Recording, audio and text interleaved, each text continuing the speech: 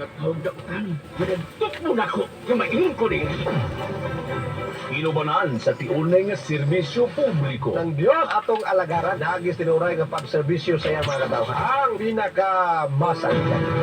Broadcasting from the South Summer capital of the Philippines. The city in the forest of the South. Malay-balay, Bukidnon. Kini ang pinaka-masaligan. 90.5 Wonder Radio. Oras sa Juan de Radyo, alas 12:45.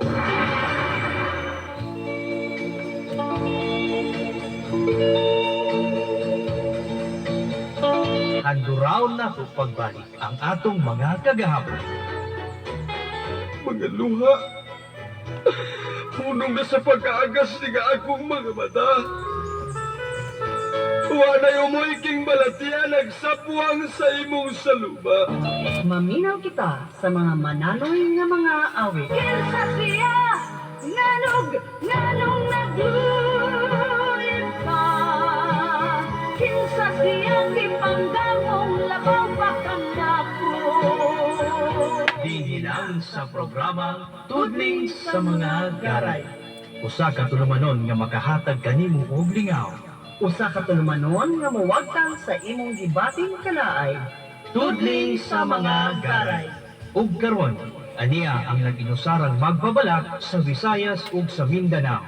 Kuya Cardo Villaronte. Kumusta mong tanan, mga pinalanggang tigpaminaw? Welcome sa atong panaguban sa programa.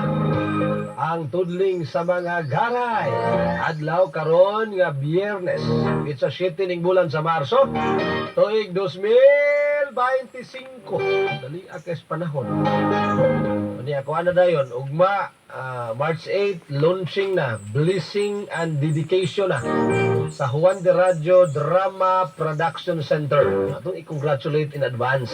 Congratulations advance Juan de Radyo Drama Production Center. Congratulations. Ato ang drama production manager Sir Marvin Lison, no?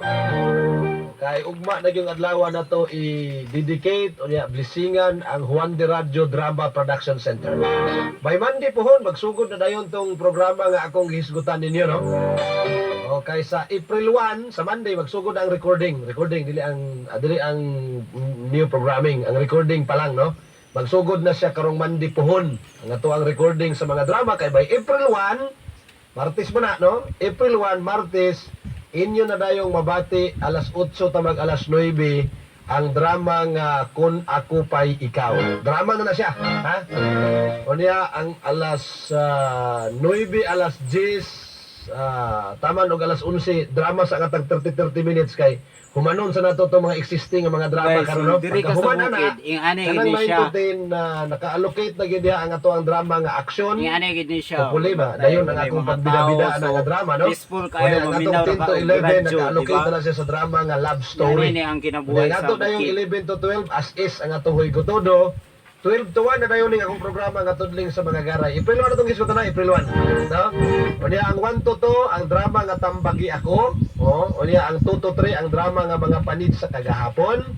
O niya ang 3 to 4 mag 30 minutes ata kaya to sang ipahurot ang ato ang kinini ang mga drama nga 30 minutes. After ana magsugod na dayon ang 1 hour nga 3 to 4 nga dramang fantasy.